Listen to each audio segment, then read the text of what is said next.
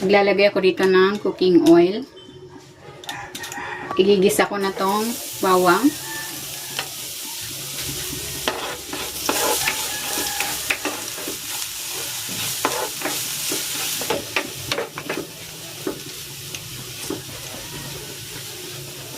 At itong sibuyas.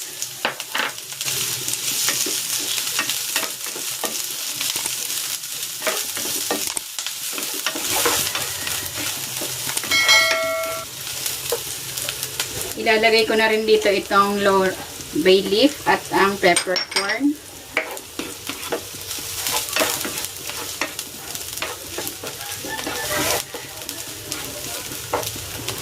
At ilalagay ko na itong leftover na lechong liempo.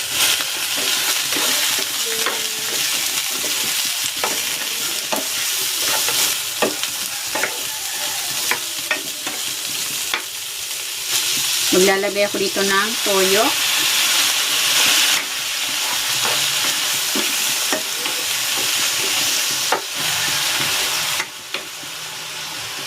Ilalagay ko na rin ito yung kasama na lechon sauce nung binili itong liempo. Maglalagay din ako ng Mang Tomas. Kalahating bote lang. Kasi meron na tayong nauna na lechon sauce.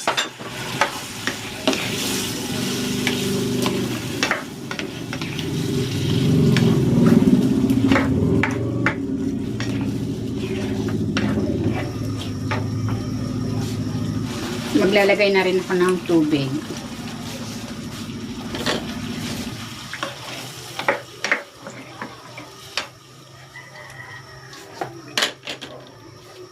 Takpan ko ito. I-simmer natin ito for 20 minutes.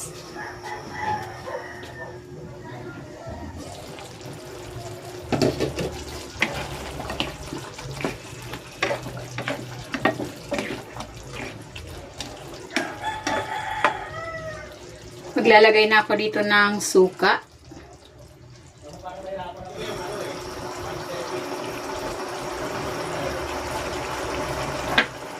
At ng asukal.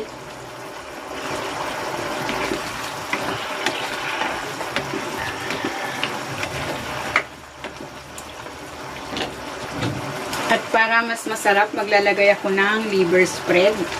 At saka para mag-thicken na rin yung sauce.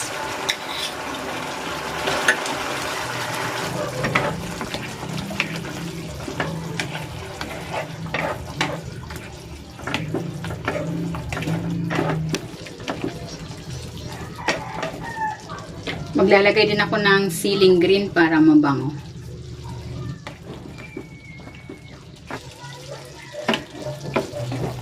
Ayan, luto na itong ating lechon paksiw. Hahanguin ko na ito.